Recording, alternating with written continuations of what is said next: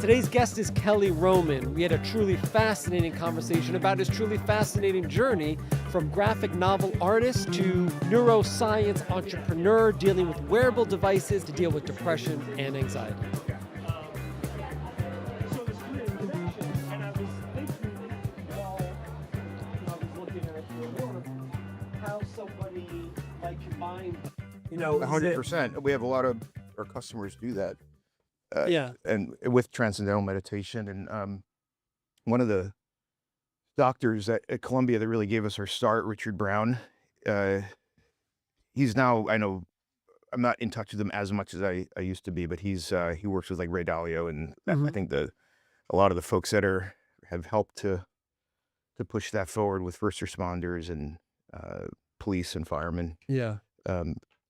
So yeah, that's a natural fit. If you use it, you can use our device for like 20 minutes in the morning and evening. That's the protocol. So It's it would very fit. similar. Yeah, that's interesting. I think my practice is a half hour, but I think traditionally it's a 20-minute, right, out of at least TM, I think. Is there anything you practice on your own to stay? Yeah, I don't grounded? honestly, I don't meditate, but like I've experimented with it. Kind of like the looking at like a wall and just kind of trying to clear my mind. But I find running is like my meditation. I run about 15, 20 miles a week. And I have a personal trainer, which is I don't look at it as a luxury. It's like mental health Right, of treatment. course. And so I think, I get it with being with my kid too. Like kind of when I sit down and focus and like play Lego, like that's a clearing of the mind in a way. Yeah, And just get yeah. back to, so Sometimes that can be tough. Like I know if I'm coming from the day of work yeah. and then to switch gears to that, I think you have to be really mindful and intentional to be there. Yeah. You know? Yeah. I have ADHD. I'd say high moderate. It's probably maybe why the meditation straight up is a little bit more difficult, Right. maybe, but it would probably be more helpful to me too. But I'm getting there. I'm on a journey right. too. So yeah. Well, it's funny you say ADHD because your background is so varied. You've sort of tackled so many areas and seem to have done successfully. So I'm curious, Hyperfocus. is that what is that I think it's part of it is that. Yeah, hyperfocus. to like overcompensate? I think it's probably a way of, you can look at it that way. I think it's just one of the upsides of ADD or ADHD is that you can have, I think if you don't have it or not aware of it, you think someone can't focus, but it's actually, there's quite a bit of time where you can focus this incredibly intensely on something. I didn't realize that that's an aspect of having. Yes, it's the Which is not a bad upside. thing. No, it's not. It's one of the superpowers of it, so to That's speak. interesting. So yeah, I think that's probably helped. I mean, I think, there's probably a lot of entrepreneurs out there that have that also have some form of bipolar, and the positive aspect of hypomania is that you can really, focus and get a lot done sometimes. Yeah, So I think I read an article that it's like 10x prevalence of bipolar in CEOs. Oh, something like that. really? They did a survey, it wasn't like published in New England Journal of Medicine. It seemed pretty legit though. It's like, Right. and from my experience, you see it, you see spectrum, you see in very successful people, there's going to be, ways that they've harnessed their superpowers, Right. And then other challenges that you don't see, Yeah. I was just talking to Aaron actually. It was here the other day, which was great. And we were talking about entrepreneurs. And yeah, there's this particular breed, right? Mhm. There's got to be, in a way, there's got to be a disconnect between this thing that rises, this impulse to do something, and then the fact that in a way, the world hasn't done it yet, or there's no path. There's got to be a disconnect between the ability to pull that off. Yeah. It's almost like the guy Yeah. who is Yeah. that? The guy who climbed, the free climbing guy. Honnold, yeah. He's got Alex Honnold, yeah. Yeah. So what is it? He's got like no fear. There's like a thing in his So brain. where they it's looked at his missing- amygdala, Yeah. and it was like basically there's like no activity in it. Right. And we can actually, that's not a bad segue. Like Yeah. the wearable that we've developed, it targets the amygdala and creates a pretty significant electrical field there to try and calm down hyperactivity. But in his case, when they did MRI, there's like no there was like no activity. That's It's great. very, yeah. I mean, But he's harnessing it. I mean, he's you harnessing just it, shared and the with me. downside is I think he kind of alludes to in that movie is like he can also there can be a downside in terms of like emotional Yeah, numbness and yeah, that kind of yeah, stuff that yeah. shows up. But That's yeah, interesting. he's definitely harnessed it. Yeah, yeah. So I definitely want to get to the meat of the work you're doing, but you have such an Yeah. interesting, varied background. So let's just go back a little bit. Mhm. Um, uh, so you grew up upstate. You ended up moving up upstate early on, Yep. and Yeah. you said you grew up in sort of a rural from Manhattan originally, but then Yes. moved up upstate. Yes. Yep. Were you have brothers and sisters, or I have a half brother yeah, from my dad's first marriage. He's 12 years older, so that was a good support. yeah, He went to Harvard. I ended up going to Harvard, and yeah, I really looked up to him. And he was, you know, kind of a bit of a geeky rebel yeah? in high school. So yeah, it Okay. was nice to have him. I didn't live with him, but he was around. Yeah. And were you always driven from a young age up there? It was you sort of had a clear path. Not so much what you wanted to do, but you recognize an energy to get stuff done. Yeah, and I think I mean my dad, you know, was an entrepreneur. He came from very humble. You know, I think if he had had a more affluent upbringing, he would have been like a huge Wall Street guy. But he, Okay. you know, he did quite a bit with what he had. But he had that that drive, and I think the thing, and he was also, as we discussed, he was in the military. He was a like a drill sergeant, so Yeah. he a lot of discipline. And he Right. taught me like if you're gonna do something, like I remember even just sweeping the porch upstate, like you know, if there was a leaf missing, you know, he would tell me, not in a mean way, but just like do the job completely. Yeah. Like don't half-ass it. Yeah. And so that's always stuck with me. Yeah. It's And great. I try to give my daughter it's hard in New York. It's easier, I think, in the country when there's like it's easier to kind of have chores. Yeah. Over here, Yeah. everything's delivered. You know, taking the trash out is putting stuff in the dishwasher. It kind of ends there. It lets Yeah. you get a little Right. creative. So but with my dad, we were like building a shed together, mowing the lawn, like that kind of That's stuff. great. So That's great. It's funny. I was talking to my wife about. I was raised in the city, so there's a certain education, street smarts mhm. you get. There's like life lessons just Yeah, built into I living in can the tell city. you have that. Yeah. Yeah. So my kids were in the city, and then we moved out during COVID, not really thinking about it, but the cafe shut down. We moved out. We had a place out in the island. Mhm. And they were like, let's go for it. We Yeah. liked it out there, and I love it. But I was Awesome. talking to you the other day, he plays a lot of sports, right? So you got to get tough. You got to grow up in sports, and you got to find that balance.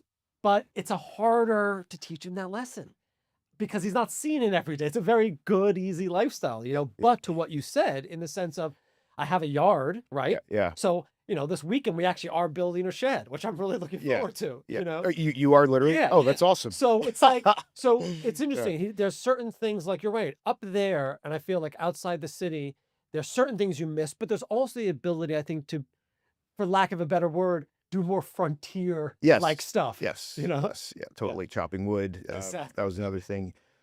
Yeah, I think you know, there's other opportunities here in the city. I mean, uh, you know, my wife was very she's very good in bringing food to all the free fridges in Brooklyn. I don't know if you've heard this. No. There's a system of this kind of got bigger during COVID of just refrigerators that are parked on the sidewalk. Whatever business owners there has to agree to it, and they basically supply the power and the little bit of real estate. In the community, you just put whatever food you have in there, and then there's like a dry goods shelf next to it, and there's over 100 of these now in Brooklyn. Wow. Um, so my wife got really into that, and you know brought Bija along with her on the food runs and stuff like that. So I think there's opportunities like that that don't exist as easily in the country, right? Right. Where Absolutely. you're so I mean I love the concept of what you're doing here. I mean it seems like from what I've read, I'm still learning, but the idea of building Yeah. community. Yeah. So I think that's New York's a great opportunity to do that. You know, Absolutely. Yeah. yeah, And what I like about what's happening here, and coffee and cafes naturally lend itself to it, but something magical has happened on this stoop and on this block where you really have people from all over, old and young, all sorts of industries, from banker to skateboarders, who yeah, come together and yep, just seem to get along, Yeah, you know, yeah, which yeah. is cool, you know? Yeah, I was just saying, like, please still ride the subway. Like the subway, Yeah, yes, exactly. it's more dangerous. Yes, there's problems, but like it's one of the great. It's part of the wealth of the I city, agree. I actually. agree. I get So upset when I hear people say they stop running. I'm like, I don't know. it, you You gotta stay connected. yeah, it's 100%. Yeah. Yeah. So you end up in Harvard for literature, right? Yep. You went Yep. and I want to talk about, but where did that impulse come from? Where was that? I don't know if it was maybe part of. I heard McGinnis talking about narcissism, kind of the healthy. It's probably a little bit of that. Okay. I think you know, finding myself through the art of creating Yeah. art that's an expression of yourself is very powerful. So uh, and wanting your ideas to, I think any entrepreneur wants to make their ideas a reality, Yeah. and there's something uh, kind of very beautiful about like the movie or the TV industry in that way, where you're literally creating Right. a So reality. you had a vision of you want to Uh, go into sort of screenwriting or something Screen, like I ended up okay. focusing on Yeah. graphic novels. Right. I wrote a graphic novel for HarperCollins that was a 5-year project. This is the art of war? Yeah, The Art Yeah, of yeah. War. Really love doing that. It's the only one I've done so far, but I like really dove into it And how'd you for get connected years. to Sun Tzu? I had read it a little off and on. I think my dad introduced me to it. I found it very difficult to kind of, you can't really read it like a book. And when you're reading it, you can tell like there's some powerful stuff there, but you don't have a lot of context. You have to create the context in your head. And I think so. I wanted to have a graphic novel that used almost all of the text, but like provided the narrative context so that you could see it kind of Yeah. actually unfold.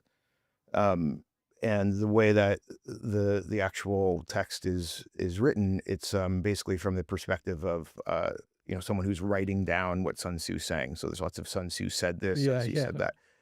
So I kind of took that and turned it into a journal of uh, this this banker who worked for Sun Tzu in the near future, and Sun Tzu is the head of the Chinese sovereign wealth fund, basically, kind of the investment arm of the Chinese government.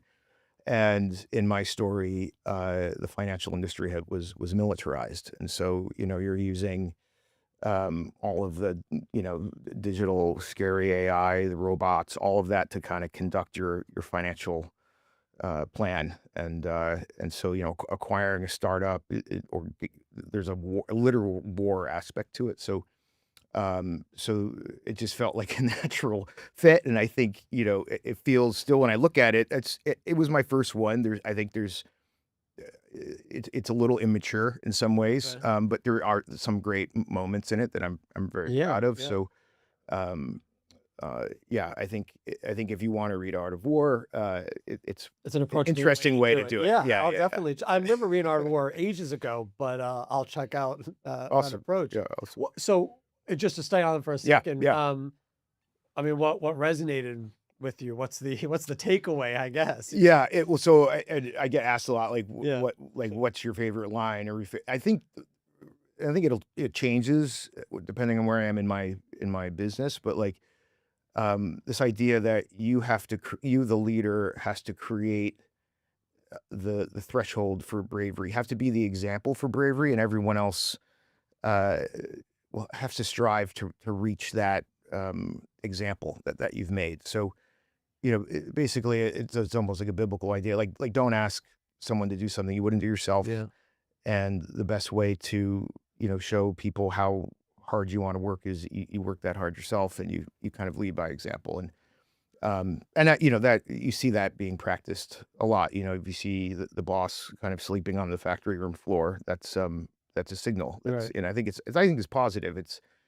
Yeah, I think that's the thing that I think about the Lead most. by example. Yeah, Yeah, yeah, yeah, and be br- live your braveness and your bravery, and that will be contagious. yeah.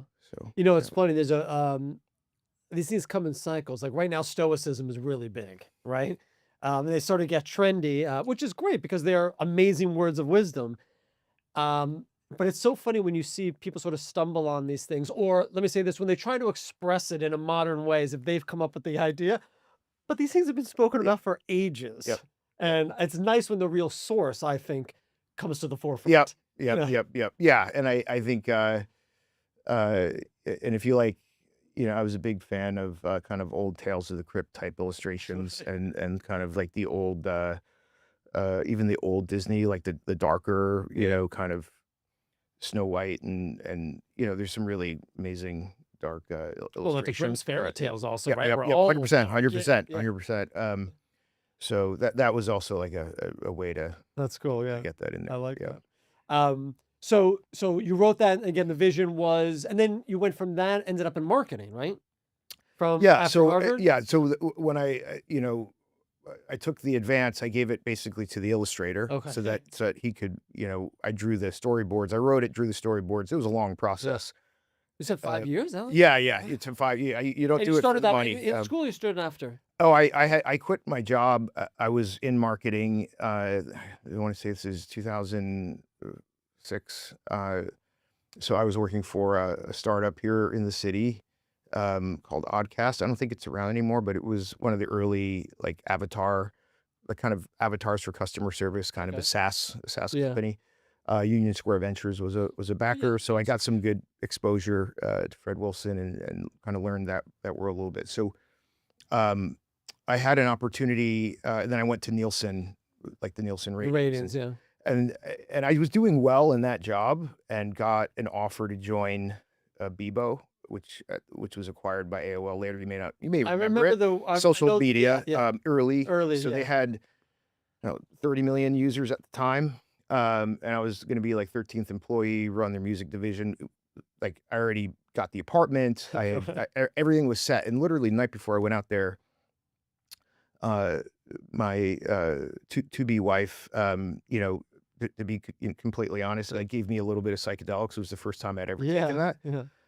And I don't use like I rarely drink. I don't, Right. but that was actually really transformational. And I just realized that evening, and I was up almost all night, that I really wanted to do this book. And Yeah. she's just like, "We'll figure it out. Just go for it." I waited till I was completely clear of mind the next day, and then I told who was going to be my boss that I'm turning this job down to write a Wow. graphic novel, and he was like, "You're crazy." Wow. And I was like, I'll make the money some other way, Yeah. like I'm still, How old were you I'll at that figure." point? Uh, Me maybe 30.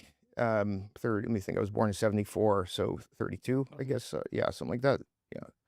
Uh, and yeah, I mean, I wasn't a kid, Yeah. but I had enough confidence in myself. I think Bebo was ended up being acquired by AOL for a lot of money. I would have made not like FU money, but like Right. Would've been, yeah, I would have yeah, made some money, but I don't regret it at all. I think it, it was an amazing experience. I yeah, got the book out, it was reviewed, and I think it informs what I do today quite a bit. I think it's yeah. more subconsciously, like I think from reading it 200 times or something. It's just I think it's on a subconscious level Yeah, at this point. absolutely. So That is a crazy and phenomenal story. I mean, that's awesome. yeah. I I imagine, everybody always talks about, and they usually give a lip service, money isn't everything, and the pursuit of that is everything. And you got to make a living, Yeah, yeah, but yeah. to actually have really said no to it, right? Yeah, And then yeah. pursued this thing that I think that's pretty rare to have, and especially in something that's sort of a creative project. Well, it's And, rare, I think, to get to the point where you can actually make that decision and actually still be a person that could do something else. Because yeah, you yeah, and so it was, it was relieving to not have to have both lives at the same yeah, time, right. and I think I Not was to have to also fight for it. Like, yeah, yeah, because yeah, I was doing the writing and stuff outside of work, so I was doing, like, my best at work and then doing yeah, and that's exhausting. yeah. So I was like, "I gotta do this," and then, after, actually, when I met I got most of the work done the first 3 years, and there's, like, 2 years editing. So Yeah. 2009, I met, my co-founder. At that point, I'd already handed the script and the storyboards over to the illustrator, and there was about 2 years of art making. So I would go and check on him, but it was, like, not I wasn't the one, like, running the all doing all the work at that point. Yeah. So I started working with my co-founder, Fisher Wallace, Chip Fisher, and I had struggled with depression, in really since college, Okay. and didn't like the side effects that I got. I mean, and I'm not like So about for anti-drugs. medication. Yeah, for Yeah, medication. yeah. I'm not Right. anti-pharmaceuticals, but like they're they're they don't work well with everyone. And If you to the extent that you can avoid them, why not? I'm not saying don't avoid them, but to the yeah. extent that you can find a path without them, sure. And when I run into someone who's having success with them, I'm like Yeah, you're lucky and it's great. yeah. Like that's awesome. So, but so I started. He had gotten this technology from the inventors who had died, and I started using it, and I it worked for me pretty much immediately. Okay. And I haven't had to take uh, any antidepressants since then. But So I take just me through. So take me yeah. through. So you meet him. You didn't know him. I mean, I didn't. He went to Harvard, was okay. 18 years older than me, and so after I was done with the book, I did need to make some money. Yeah, So yeah, I reached out through the Harvard network. That yeah. was like, when they say, Harvard has a maybe some people cynically will say you go there for the The network. connections. Yeah, It really did yeah. help I'm me in sure. that Yeah. case. So yeah, I ran into him through that, and And this uh, topic came up. Like, how did it get into so the I technology and the well depression? yeah. So basically, he had just acquired the IP, and his first co-founder had died of cancer. So in a way, there's like really five co-founders, the inventors. They had died. His original co-founder died. It's just Wow. Chip, and I just loved the opportunity. Yeah. I knew we'd have a long path ahead of us to do the research to validate it. There was some a little bit of evidence at the time. It worked for me, but the idea that you could use electricity to harness an electrical system was just very of your brain was very powerful idea to me, and I was like, this is one of those few things that if we can really prove this works and we get the form factor right and everything, this could be something that's, not to use the cliche in Silicon Valley, but could really change the Yeah. world, right? Yeah. So, um, and I haven't really lost that belief in it since then. I mean, I've been through many clinical trials now, uh, and fortunately, they have validated the personal experience I had with it and It's so amazing. forth. So But you have no science back. You didn't have a science background up no, until that point. no, no. I'm totally generalist. Yeah. My brother is a professor at medical school here downstate. Okay. He's in biology?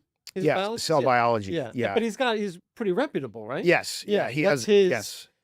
what's So, his history and where's the reputation comes from? yeah. So I mean, he was like a superstar grad student. Worked for David Baltimore, who's Nobel Prize winner. Um, at various institutions, and then ended up at SUNY Downstate, where he's now, tenured and was like he's like an associate dean. He goes in and out of a few job titles, but so he teaches medical students immunology, cell biology. He's published in a number of journals, and so Right. I was reading his articles Yeah. as I was, in college, and as soon as I could start really comprehending Right. them. And And you could understand them and you Yeah, well, I picked talked up to a him little about bit. yeah, Yeah. yeah, Interesting. yeah, Okay. yeah. So, I mean, I think, and I really understood, like, the researcher's ethos, which is entrepreneurial in its own Yeah. way, Yeah. I think, um, but, so that was kind of my, you know, informal education at the beginning, and then, there's a lot to the medical device business that is not the research Yeah. part, Right. and so you have to The regulations and the regulation, the manufacturing right. is a big one. There's the market industrial design. So I think I was able to harness some of my artistic, uh, you know, abilities, talents, or just interests Yeah. uh, into the user experience, the design, the marketing side. But I wanted to make a beautiful object Yeah. Yeah. that also has a lot of utility. And so I think, and there's a storytelling aspect to any venture. So I think that was, I was able to harness that. And I've now sponsored, like, as a company, 5 clinical trials. I've really understand how those work Nice. now. Yeah. Yeah. I could talk pretty intelligently about the like, what's going on in the brain, Yeah. and nowhere near as much as some people that I work with. So but, I've met a few other founders in this niche wearable brain stimulation space, and most of them come out of academia, which makes sense. Mhm. Um, and so I bring a different skill set to the table with it. But yeah, I think we're now, over the past year, we've kind of hit a different level now where the head of psychiatry at Mass General is an advisor. The former U.S. Secretary of Veterans Affairs, David Shulkin, is an Yeah, advisor. wow. We have the research that we need Yeah. now. We have beautiful industrial design from Eric Fields, who did Beats and Nest, and engineering team behind that, behind Beats. And so we have this great product, and we're just, we're definitely within a year of the FDA, hopefully, 7 months away That's amazing. from getting it. So let's talk a little bit about the science behind it and what Yeah. it's helping with. Yeah. Um, the area is called what's sort of the general science? So neuromodulation Neuromodulation. Okay. I think, is a pretty common way to look at it. Okay. Um, And there's a lot of research going into this field in general. There's other players in this Yeah, world. I mean, not as much as as there could be, but the NIH has funded research into brain stimulation, both the wearable kind that, like, I build, and the in-clinic kind that uses kind of larger, powerful magnets Okay. that a doctor will kind of position Oh, right. I over saw their there head. was another one that used magnets, Yeah, but TMS. Yeah. that was sort of less portable, bigger, It's not not really end portable. user, Yeah, right? It's more clinical. correct. Yeah, And yeah. but it has the advantages. So the in-clinic form of brain stimulation has the advantages of being able to use MRI, being able to target, you know, very specific structures in the brain. But it's you have to get the MRI. You Yeah. have to go to the clinic. And in terms of response rate, we're actually seeing with our wearable form, at least as good, if not better than a lot of the in-clinic forms. So, Okay. um, So neuromodulation is about, just take me through the yeah, definition. sure. Well, just take me through what does it Yeah. mean? So So, I think you think of it as, creating an electrical field in the brain to modulate the activity of neurons, okay. basically. So, I think the easiest way to think about it is, like, if you're depressed or you have anxiety, your brain is not in homeostasis. You'll have certain regions that are hyperactive that should be less active, and you have other regions that are underactive or hypoactive that need to have higher activity. So then the problem that you try to solve with brain stimulation is, how do you reach those specific regions, and how do you kind of dampen activity where it's hyperactive, and how do you increase activity where it's hypoactive? Um, and so you do that through a couple of means. One is, using a waveform that can try and entrain how neurons are firing. And I guess you can think of it as like the electricity is kind of conducting their activity. And a lot of brain stimulation uses a sine wave, the curve V wave, and that's kind of the natural movement, if you can think of it, of neurons all firing together. And so we actually are more contrarian. We use a square wave, so we're kind of more of an abrupt, uh, more of actually, in terms of waveform, what you would get from electroconvulsive therapy, which is the one that, in the movies where, you go under anesthesia, Oh, you okay. bite down on something.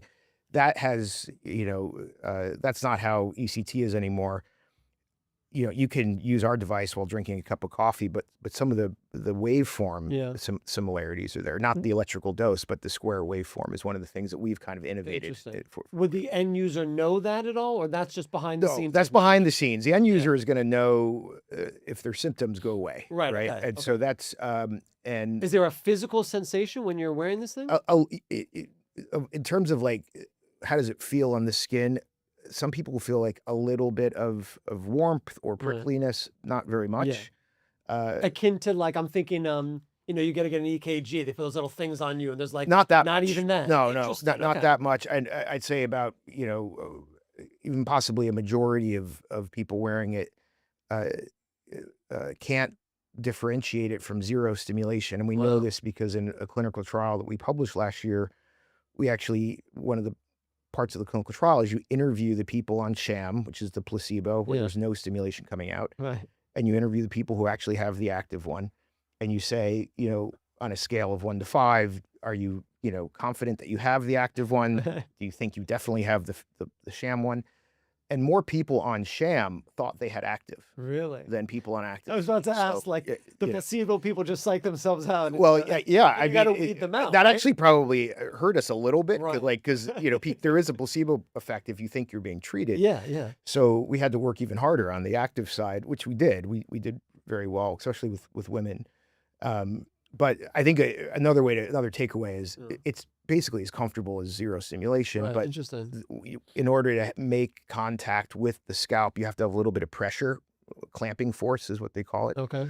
Um, and so just that alone is going to create some sensation at the electrode sites. It's not uncomfortable. Yeah. And so, yeah, to answer your question, it's just, it's ours.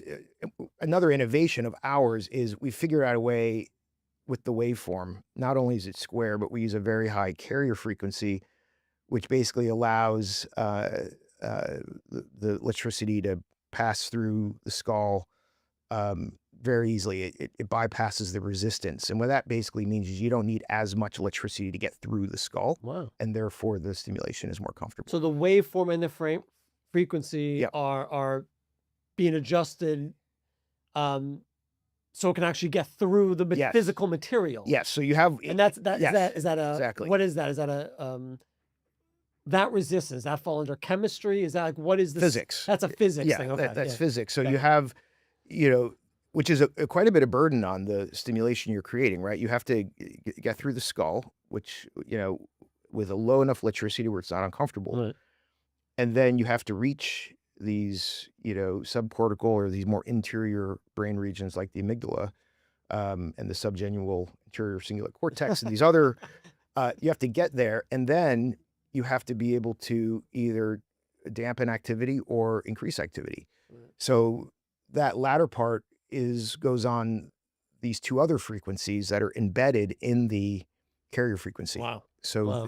we have one that will help regions get more active if they're underactive, and another frequency that does the opposite. And luckily, the brain helps us a lot. I mean, there's kind of a the brain has, the way to put it is it's programmed to have limits to activity, and wants to have an interconnectedness between regions in a healthy way. It And wants to be balanced. yes, Naturally, and yeah. so this is more about helping it get there. And is that so? The protocol is that does that automatically happen? Adjust the places that need to be active and reduce them, or does somebody have to? No, right now it looks like that what we're doing Yeah. with this carrier frequency that gets through the skull and these two other frequencies, that we're actually able with the same stimulation to increase activity where it's needed or decrease activity where it's needed. And it is kind of state dependent. So that's how there's a state dependency, meaning that we're not going to, if something's hyperactive, it's not going to get even more hyperactive.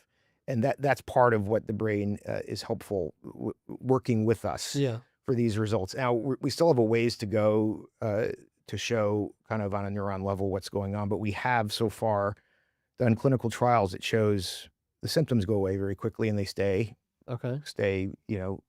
either completely gone or very reduced. And then we have what's called an electrical field model that came out of Harvard in the last 3 months that shows the strength of our electrical field in different regions of the brain. So we know, for instance, in the amygdala, we have 0.4 volts per meter electrical field strength there. In order to have enough to actually change how that structure functions, you need to have 0.2. So we have twice as much as we need Okay. to modulate activity. Mhm. But you're not even, to get, for instance, a seizure, you have to have like 80 volts per meter. So we're way below Right. the seizure Interesting. threshold. Whereas with electroconvulsive therapy, They try to they're reduce going it, up right? there. Yeah. Well, they want a seizure. Yeah, The exactly. seizure is, that's what they're actually, Yeah. they want to cause everything to fire. Right. Wow. So we're well below seizure threshold. not going to get a seizure from using it, but we're above the level that you need to actually have a change. So we know in these different regions that we have a strong enough electrical field, um, and we have the symptom reduction on the other side. So that middle piece, which is okay, looking at what is on a neuron and level, and you have to do things like with mice and actually Okay. stimulate brain cells and look. And so we're not quite there yet, Yeah. but we don't need to be there in order to go to market, as long as you have really some uh, you know credible context of is your brain stimulation able to interact with the Right. brain. We've done that. Right. We don't have a field model that says it's not getting through the skull, for Yeah. instance. Yeah. And then you have clinical trials that show against a sham that you're That there's a reducing difference. symptoms. Yeah. Yeah. Yeah. So that is plenty to go to market. Wow. But yes, we need to have more data on what's going on the neuron level, and that will help us with product development down the road. So that's like an ongoing So my thing. question was going to be, when you're, and maybe this is what you're addressing, Yeah. when you get anxious, the question is what actually happens in the brain, and that's what still needs to be explored more. We know Well, something happens. we know in most patients the amygdala is hyperactive. Okay. Good. So the fact that we're in the amygdala, we know it. We've modeled the Harvard is. And what does that part of the brain regulate normally? You can think of it as like your fear. I mean, like, Okay. so the reason Fight or why, flight response kind yeah, of thing? yes. Okay. So the reason, typically someone's amygdala would be pretty hyperactive if you're leaning against a cliff, right? Okay. Or very active. Yeah. It's not in his case. The subgenual anterior cingulate cortex, which I mentioned before, there's a lot of evidence to show that's underactive in depressed patients. Okay.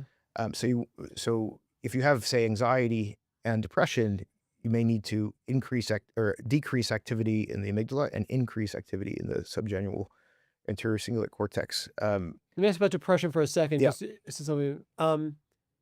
Is that, and I'm sorry, this is an ignorant question. I don't know, No, so I'm please, really please, yeah. curious. Is that a genetic thing? Is that a chemical? That where does that come from? I don't know enough about it, because obviously, if you can adjust it, it's not DNA-ish, right? It's a chemical imbalance that somebody has, or how do you? I view wouldn't that? say that there's. I think there's a lot of factors that contribute. I think you may have genetic disposition. They've certainly shown that there is with bipolar, there is a genetic component to that. But it's not. I mean, your brain is by definition has plasticity. To train It's and able change. to Yeah. change Right. connections between regions. It's highly influenced by your Yeah. environment. And so, regardless of your now, does that mean that neuromodulation at some point alone could completely cure bipolar?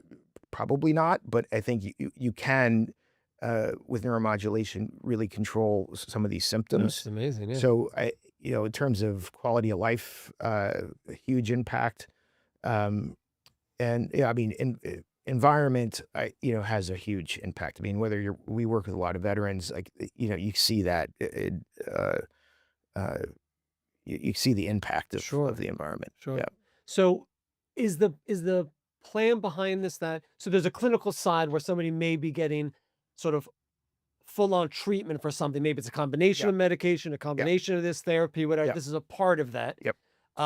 But then there's also sort of the end user side where I might say, is it the kind of thing where I'd say, I experience anxiety sometimes and I don't want to, or my life is really defined by it?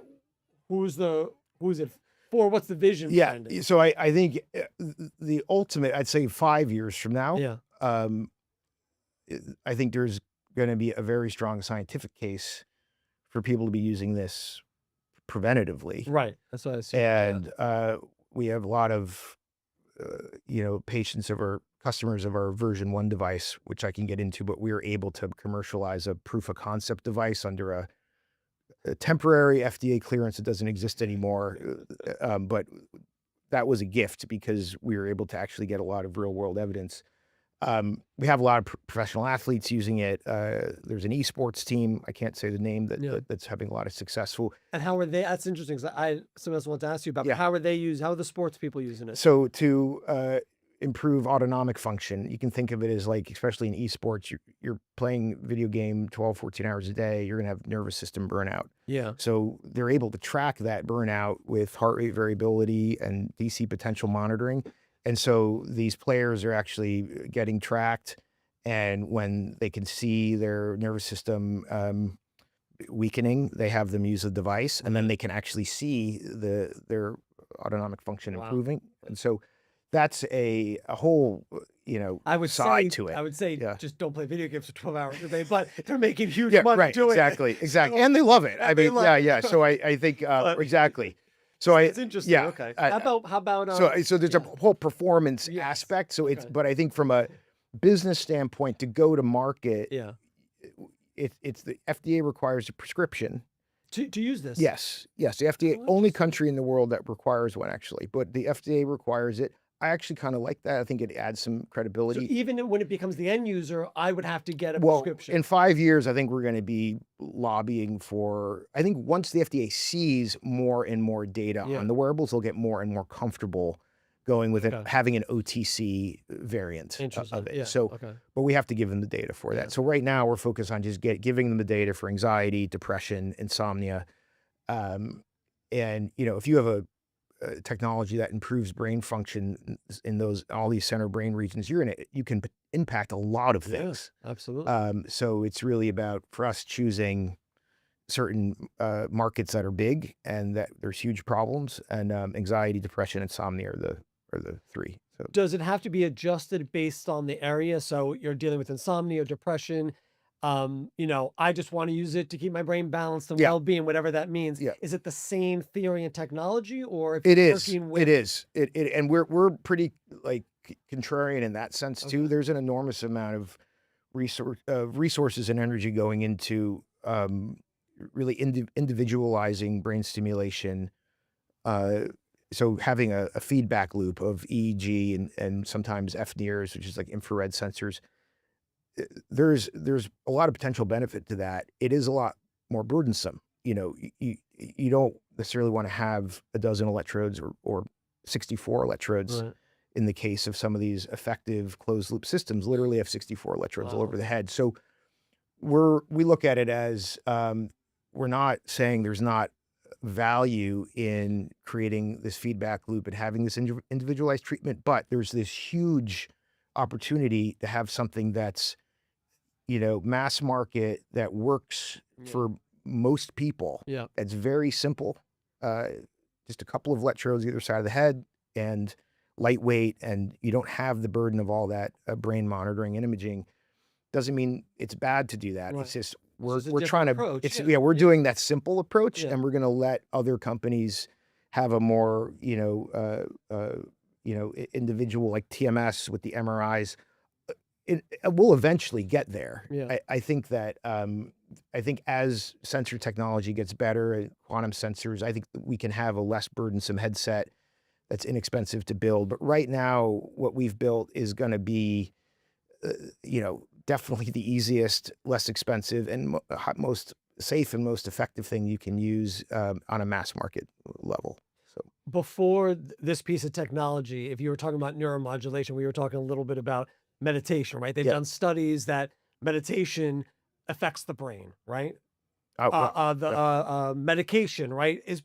So am I understanding it correctly that, okay, all the idea of modulating the brain is not really a new oh no, idea. not at all. Yeah, The advancement and the breakthrough is that without medication, and maybe you don't want to meditate or whatever, or it's Yeah. different, it's really a different thing, but that you can now have access to that yes, Yeah. really without the chemistry in a sense. yes. Yeah, which Yeah. is pretty amazing. And I think, yes, and the technology, like the ability to deliver electricity through electrodes has also been around for a long time, Right. but it's been fairly recent where you can really validate that with things like, MRI and these really complex computer models that Harvard uses to do the modeling of in the brain, so of our stimulation. So I think the tools to validate it have gotten also Yeah. to the point where people can have confidence in these technologies like they couldn't That's interesting. before. Now, this is a strange question, but is there a way to do this without FDA approval, or it needs the FDA because it's now become a medical Yeah, thing. yeah. So we've So I seen, feel like there's stuff out there that says not yeah, FDA approved and yeah. people use it. I I don't know. no, no. We were pretty early in this in 2009 when we started, and we've been part of the whole regulatory transformation. Um, in 2011, the FDA actually wanted to require like drug level approval process for our technology for depression, anxiety, and insomnia uh, over a 8-year period of going back and forth with FDA, and it was really us. Mhm. We got them to only require that for depression, kind of this what's called class 3, the highest level, Okay. and then have what's called class 2 for anxiety and insomnia, which still requires clinical data, but not at the same scale. You can have a 4-week study instead of a 12-week study. You can have you don't have to have a sham control arm in the anxiety and insomnia, but you do with depression. And that was so we have succeeded in making it a little bit more accessible than it could have been if we weren't there in 2011. But yeah, I think when you're putting electricity on the head and it's not, the FDA is there really to protect people also from a manufacturing perspective. Okay. And so it's the claims, yeah, but it's also the You're manufacturing. putting a probe next to your Yeah, you head to want it make to sure it be, works. trust me, you want it to be regulated by the FDA. Right, Now, right. are there some loopholes? They're getting closed. Yeah. The FDA is not open to a brain stimulation device now that's only being marketed, say, for cognitive performance. They're not going to let you uh, bring that to market without going through this highly regulated process. Yes, there's some stuff out there. It's probably because they're not, if they're still doing it, the FDA just hasn't gone around to them yet. Maybe it's Okay. not big enough, but um, it's very clear in the regulation. If you're doing anything, putting electricity on your head to stimulate the brain, FDA wants to regulate that. Um, and they want a prescription. Right. So Okay. I think again, in a few years, we can have a conversation with them about an OTC application. But for the first few years, it'll be Yeah. by prescription. Yeah. In the studies you've done, what are you hearing? Somebody tries it Yeah. and they're seeing the benefits of it. Is it, I guess there's two questions. One is, what's the vision? Can this permanently take care of anxiety? Is it a use it when it's happening? Is it, I'm noticing a general reduction Yeah. over, what are some of the things you've seen so far Yeah. in the studies? Yeah. Well, studies, and we have over 60,000 patients who are using it today. Oh, really? And And this was because that first phase that yes, you were the allowed first to. phase, again, That's was a huge. Yeah. negotiation with It's FDA. people in their home, they're self-doing it Yeah. based on the protocol. And Our version 1 device, there are over 60,000 people using it, and some of them, most of them at this point, for more than 5 years. wow. Um, And what are they saying? so what happens off the bat, if, I'd say about 80% of the people who use the device do have a pretty rapid response to it. Which And means, just so I'm clear, symptoms go away. Yeah. they're not just using it when they feel it, they're on some sort of regimen. You're on the regimen. So you start as a daily practice. Yeah. For the first week, you want to really do it twice a day, morning, evening. After the first week, once a day. And then you can go down. We have lots of patients using version 1 that now use it a few times a week. Wow. Other people, they use it, it's a ritual. When you build a ritual and you like the ritual, you keep it. And, Yeah, it's and a so moment a lot for of, 'em, yeah, a lot of yeah. people, do they have to use it every day? Maybe not, but a lot of people still use it every day. And so I think, they're reporting not just that they're in remission, but that, they've noticed improved memory, focus, concentration. We're actually starting to track that in studies now. Interesting. And so, that the reason why you want to do it twice a day in the first week is you want to create, new and better connections between brain regions. And then that's getting reinforced electrically, twice a day, even 3 times a day in that first week. And then you're kind of, you're maintaining all those new connections that you've created in the first week. Right. So depression, in one sense, you can think of it as electrically you're in a rut, right? Your thoughts are going through literally the same channels over and over, and the device can help create new channels for communication between the regions. And then once you establish those, you want to continue to maintain those channels. Yeah. and grow new ones, more incrementally over time. So that's that's not just the concept. That's what research is showing, not just with our device, but with the in-clinic form, the TMS. Uh, Really, the way people like to do TMS now is concentrating it like 6 hours a day in the first week, Yeah, okay. really, and then you can get maintenance after that. Um, so yeah, I think it's morning and evening, then once a day, and you can go down less than that afterwards. And it's just like if you were to use it, you might find that you want to use it twice a day, continuously, because you already have a practice where it fits in, the Right, right. meditation practice where it fits in. Let me ask you two questions come to mind. One is psychology, and the other one is microdosing, which I don't know. Yeah. I want to, something feels like there's a connection. Yep. But on the psychology end of it, when I think there's something in my life that's causing me agitation, right? Yep. But let's say it Yeah. gets where it really causes me anxiety. Sure. I think, okay, I have to figure out what it is, and whatever it is, come to terms with it, let it go, whatever Yep. the process Yep. is. Yep. Um, and so that's got to be an effect on the brain, right? Yes. Absolutely. As you Yeah. work through it. Could this possibly be a replacement for that? Is it the same sort of new neural pathways and connections that are being made as the kind of work where I may more traditionally analyze something? I would say it's not meant to be completely Yeah. replacement, but it is doing that what you're taking advantage of plasticity and therapy to Right. create new, literally new electrical patterns in your brain. Um, Ideally, you're using a device like ours with that With at the the same okay. time, But the but it science could. is sort of the same in that it's And on a high level, yes, yes, it's yes. neuroplasticity, Correct. and that's with psychedelics. There's a lot of Right. focus on that as well. Yeah, I think. And that's what this is also neuroplastic. It's in that Yes, realm. you could put all of these things essentially into a neuroplasticity Got it. bucket. Interesting. Yep, Okay. yep. That's It's great. just very Yeah. different approaches and varying degrees of how quickly you can establish those connections. Like psychotherapy can take 8 weeks to have an effect. Yeah. And the depression study we did last year with 185 women, uh, most of the impact was in the first 7 days, and then they got progressively better Really? to Wow. in 4 weeks. We had 74% response rate in 4 weeks. And again, I don't want it to Yep. be a silly question, but the Yep. level of depression, these are clinically, people have been diagnosed clinically depressed Yes, the in this study group that was you're studying. severe and moderate. Wow. Most studies, by the way, intentionally recruit severe The most because you extreme. have the most amount of back down to zero, right? You have a bigger delta that you can show a change with a Right. drug or device. So it's if you have mild depression and you're in a clinical trial, you don't have very far to go for the company to show that there's an effect, right? So you tend to want to recruit severely in all kinds of studies, patients with severe symptoms, so that you have enough room to show an effect versus a placebo. That's interesting. Yep. When uh, uh, the breakthrough first happened with the original owners, was that and Of the inventors, the yeah, inventor, yeah, sorry, yeah, and you had the breakthrough with the square wave yeah, and the frequency. yeah, Um, what was the original breakthrough with the inventors yeah. that sort of opened the whole?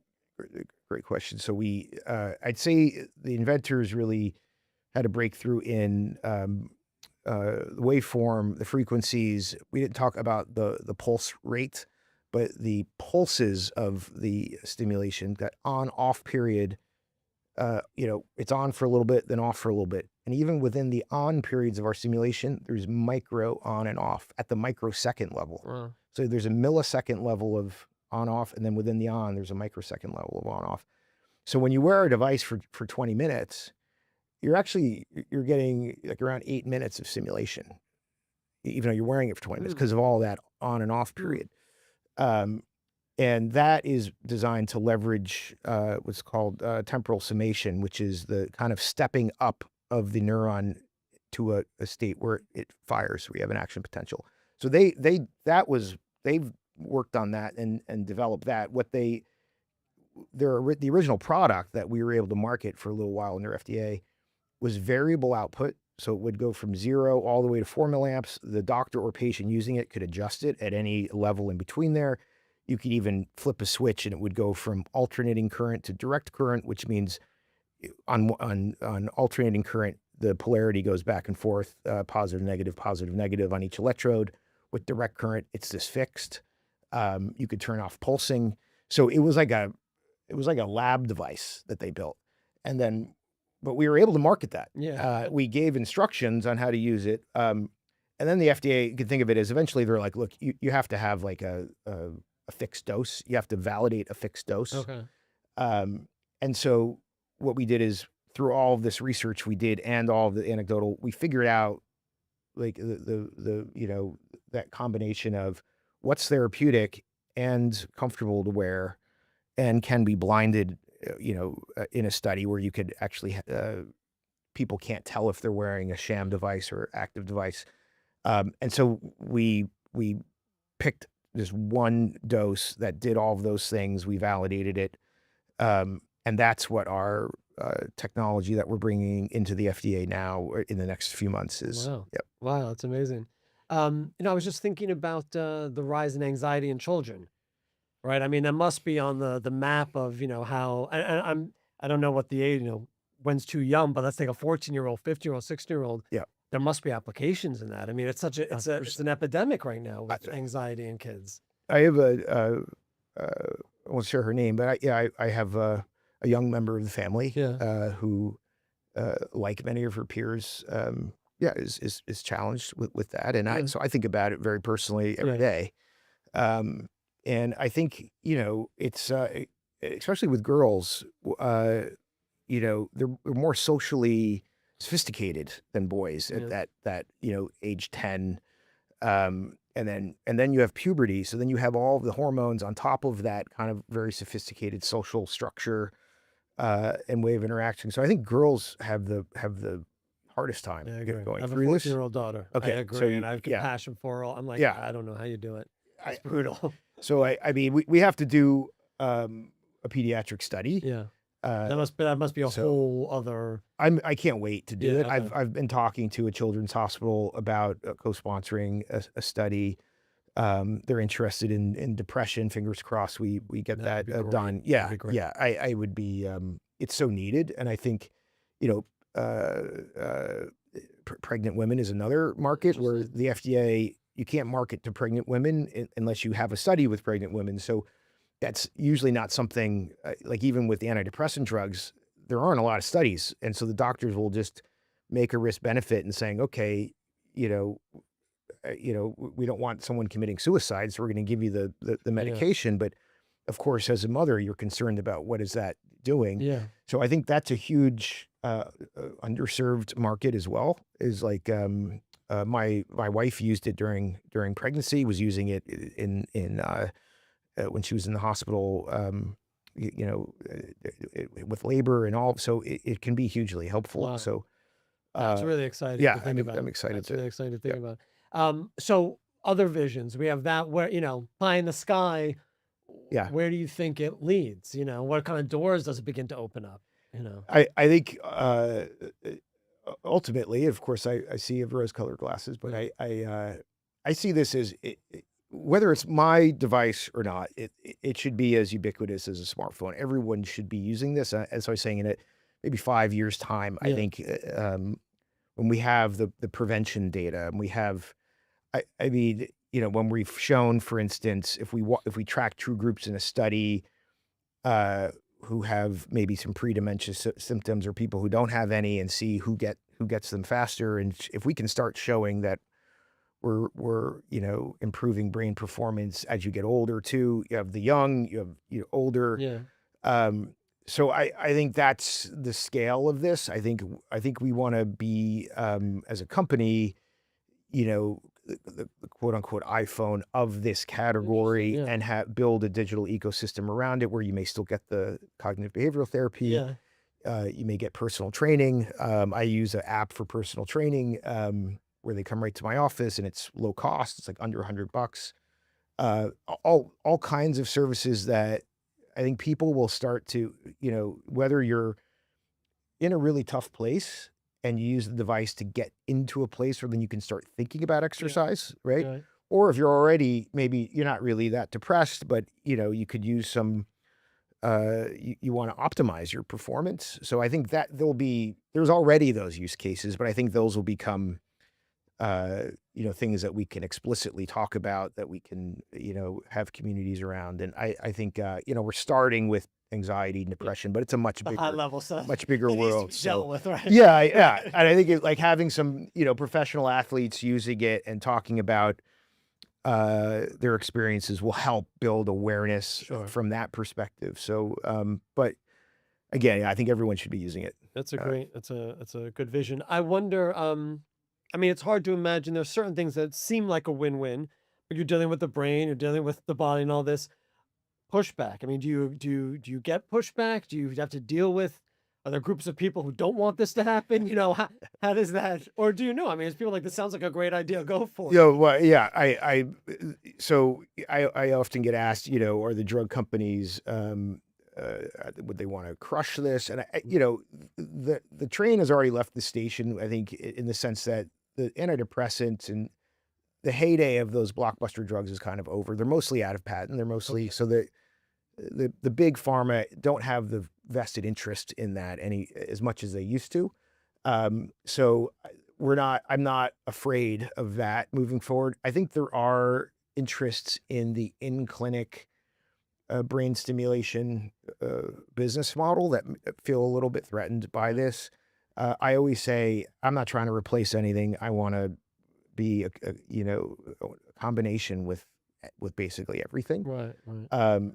But from an insurance perspective, if you could pay $1,500 for our device or $8,000 for a series of Right. brain stimulation treatments, what are you going to choose, right? So, And your device is ongoing. uh, I mean, you can use it yeah, forever. and you get to keep Yeah, it. yeah. So I think that's the only place I have experienced some pushback, Right, right. but not from really doctors. It's Yeah. more just pure business competition, Right, sure.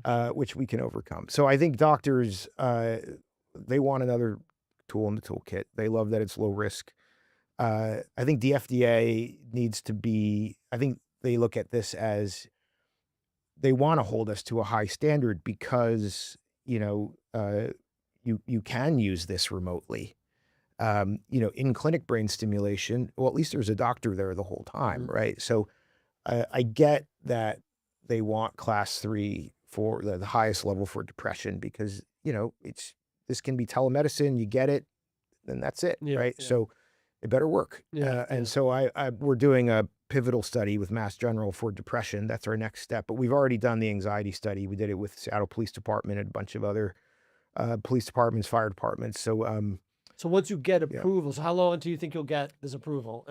I'm fingers crossed we'll have the anxiety by the end of the year. And that means what? Once you get We that, can market and distribute it for anxiety, for the treatment of anxiety. which means but I need a prescription from a doctor on who says, hey, use this device. Could be telemedicine, but Got yes. it. Okay. Yes. Got it. Yeah. Right. Interesting. Well, Yeah. that's great. Yeah. That's a big move. Should be easy to, yeah, that's next. And then I'd say a year or so after that, we'll get hopefully approval for depression, that highest level.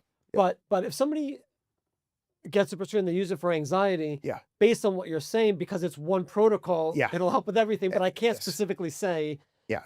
Right. I can't market it Yes. until I get but you're that going to get all those extra. benefits. Yes. And Got I it. think the insurance companies will also see that Yeah. and they will like that. Right, right. So, and I think again, this is, if there's anything you have to say about the whole category is that it's safe at this level of electricity. It's very, very low. You're not, we've been on the version 1 has been out there for 10 years. We can't get it anymore, but now we're in this new process, but Yeah. there's nothing that's come out of the woodwork. There's, there would have been Yeah. evidence by now if That's there was a terrible pattern of something. So I also make clear it's not like there's never side effects, like headache, dizziness can happen, but there's not, the Yeah. But if you look at the side effects on the 100%. commercial, Yeah. 100%. like every time those Yeah. come out, that kids, I laughed. I'm like, why? I mean, that's insane. But I get it. If somebody needs it, this is the Yeah. Fortunately, that's the trade-off. Yeah. Maybe this is a situation with less 100%. trade-off, which would be great. Yeah. I mean, what I love about, first of all, I appreciate your time. It's been amazing to learn about this. Likewise. Thank you. What I love about sort of personally is, like me, it seems like a very untraditional approach into a field where, you weren't from, but because of your entrepreneurial side, because of the creative and artistic side, and just your openness to learn stuff, Yeah.